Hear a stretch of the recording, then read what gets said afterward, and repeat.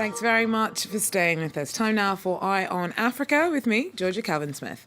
Tonight, on the last day of the African Union Annual Summit, Morocco's king gives his first speech since his country rejoined the fold of the bloc.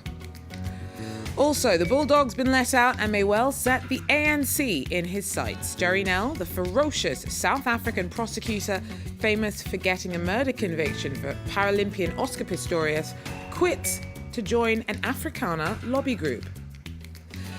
And Tunisian jails are bursting with thousands of inmates sentenced over the use of marijuana. Many are hoping the courts may have to take a softer line with plans for a change in the law, but those are slow in coming.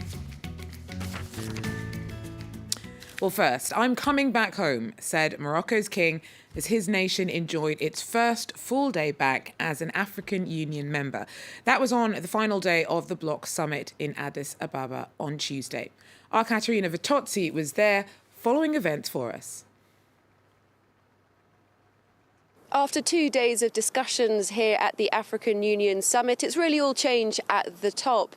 The Ghanaian President Alpha Condé takes over the role of chair, whilst the more meaty role, the one that can really bring about reform, that of the African Union's Commission President, that goes to the Chadian Foreign Minister Moussa Faki Mahamat. He's pledged to look at how the bloc finances itself to make it more financially independent of international donors. He's also pledged to reinvigorate development programs across the continent, especially for the youth. Now, this Tuesday, we also saw some quite remarkable scenes in the summit with the Moroccan King Mohammed VI turning up at the summit for the first time in 33 years after his country was readmitted back into the bloc after a long time where it wasn't in the bloc, saying it didn't want to be part of an African Union that recognised Western Sahara as an independent state. Now, on the sidelines of all that, heads of states have been talking about what's been going on the continent this year,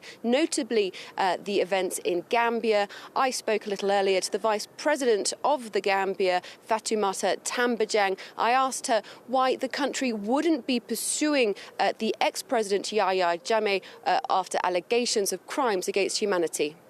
One of our main pillars is national reconciliation. As I said in the hall, everybody has a democratic birthright and a right to enjoy whatever opportunities there may be in the country. We are not thinking of anything against President Yahya Jammeh. You wouldn't be looking for a return of the reported around $11 million that he left the country with? That's not our concern today. Our concern is how do we move the country, how do we build better Gambia with every talent and ingenuity on board. And we also have so many Herculean tasks, like we are about to undertake constitutional reforms, economic reforms, security reforms, and also we are also going to see how best we can really harness the unique asset that the Gambia has, that is the human capital. So many people over the years have left for the diaspora, including youths, talented youths. So we're trying to bring everybody on board to build a better Gambia, because this is on the premise that the victory is a Gambian victory. It is a popular victory demanded by the people themselves. So we are in the process of empowering everybody, creating the enabling environment for everybody. Katerina Vitozzi there speaking to the Gambian Vice President a little earlier on Tuesday. Now, all 6 victims from the fatal gun attack on a mosque in Quebec City on Sunday night had emigrated to Canada from Africa. Cousins Ibrahima and Mamadou Tunu Barry were from Guinea, Abdel Karim Hassan and Khaled Belakissimi were Algerian, Aboubakar Tabti was Tunisian, and Azedine Soufiane Moroccan. All were killed during evening prayers in a mass shooting. A 27-year-old student's been charged over their deaths. Now, the South African prosecutor known as the Bulldog has resigned to join an Afrikaner lobby group. Jerry Nell's ferocious style gained global attention when he worked to secure a murder conviction for Paralympic athlete Oscar Pistorius. He's now joining a private prosecution team at AfriForum, a civil rights group often critical of the ruling ANC party. It plans on pursuing cases where, it says, the state fails miserably or refuses to prosecute. Nel has claimed some pretty high-profile scalps in his time, including a former head of Interpol. Jane Flanagan joins us with more on the interest in Nel's next move.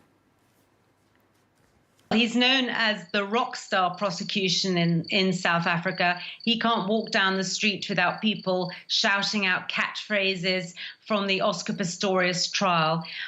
He has attracted a lot of students to the law. He is widely quoted and admired for his tenacious pursuit of his targets. He's just weeks away from what he was supposed to be arguing in front of the Constitutional Court against Oscar Pistorius' 6-year sentence for murder. And now, yesterday, he resigned just with 24 hours notice. And people have been rather shocked with it. He has been linked with some of the most high-profile trials ever seen in South Africa. People thought he was going to be a state prosecutor till the day he hung up his gown.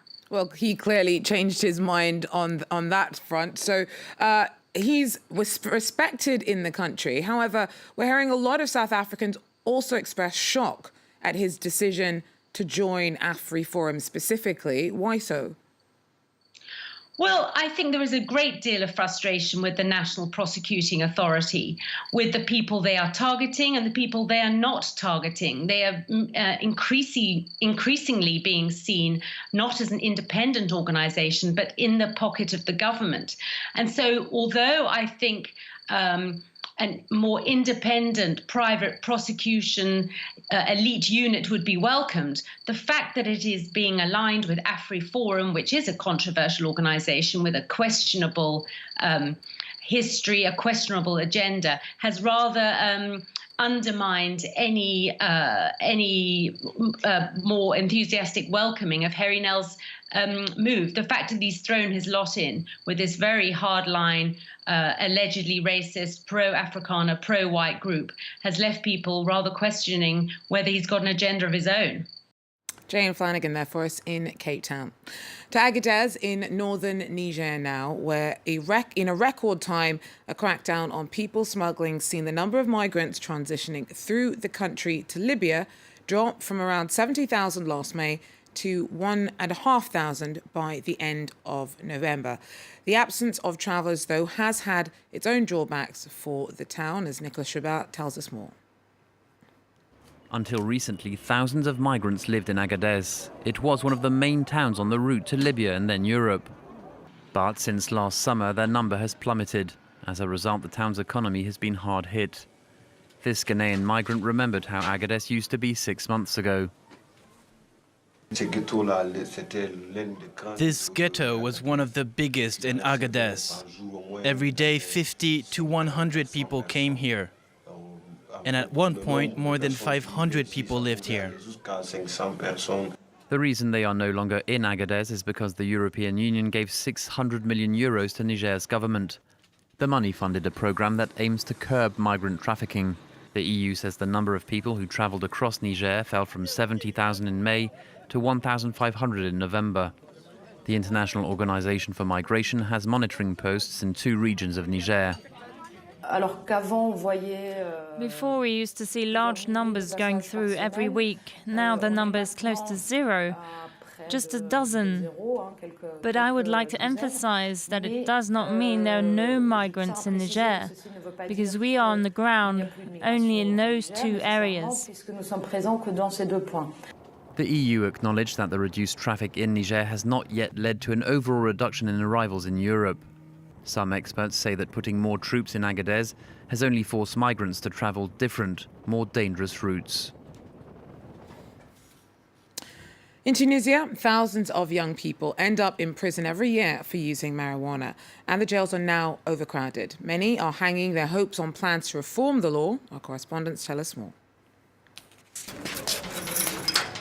Behind these bars, cells with dormitories often hosting over 100 prisoners. But filming there is forbidden. Tunisian prisons are overcrowded at 150% of their capacity, and a third of the inmates are here only for smoking a joint. I know it's against the law, but that's not how it is in other countries. They don't do the urine tests. I don't feel like a criminal. It's between me and my body. It's not hurting anyone.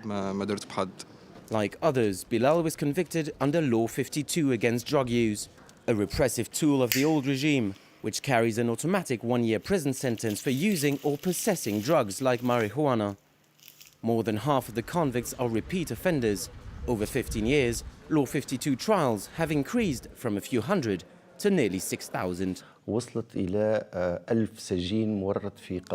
We have 1,000 inmates who are here for drug use. And that's one of the major reasons for overcrowding in here. The drug convicts are almost all young. Many of them are students and high schoolers. On hold for more than a year, a reform bill now plans to offer first-time offenders medical treatment to avoid prison. But for many civil society groups, progress needs to be quicker. It seems this bill still sees the simple drug user as a criminal. In some respects, the reform would bring improvements, but it's not a real change from what used to be in place. The activists demand the complete repeal of prison sentences for first-time offenders and the end of arbitrary urine testing. Parliament is expected to vote on a final draft before the end of February. Well, that's it for Eye on Africa. Thanks for joining us. Do so again if you can. Take care.